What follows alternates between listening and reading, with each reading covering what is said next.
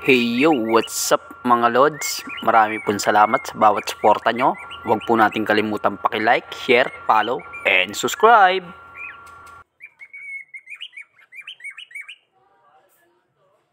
Hey yo, what's up? Magandang araw po sa bawat isa. Guys, tip ko lang po, bukod po sa mga gulay at mga sili na dudurugin natin para po mag-breed yung ating kakatil o yung ating mga ibon. Pag oras po na hindi sila nagbi-breed, napakatagal na, ilang months na, kasi sabi sa akin ng mga pinagbilihan ko niyan, nasa tamang edad na sila. Pag pumasok po sa nest box ang cock at sumunod yung hen, mangingitlog na raw po. Hanggang ngayon po hindi pa po nangingitlog. Ano ba yung dapat natin gawin?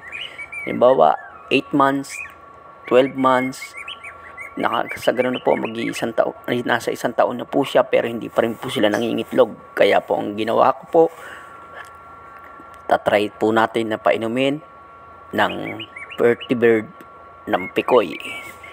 Tatry po natin sila doon para sa ganon matesting natin kung talagang ano ba yung ganda ng Picoy sa ating mga ibon. At kung sa vitamins din po, meron din pong vitamins yung Picoy vertibird.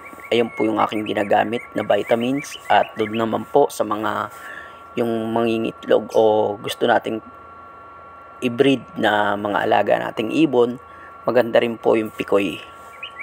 At hindi po ako sponsor ng Picoy, pero yun lang po yung ginagamit ko. Gusto ko pong ipakita at ipaalam sa mga baguhan na iyan po yung ginagamit kong mga para sa ating mga ibon. Ayun lang po, hanggang sa muli, maraming salamat sa bawat isa at sa mga suporta nyo. Hanggang sa muli, let's go. Thank you. God bless.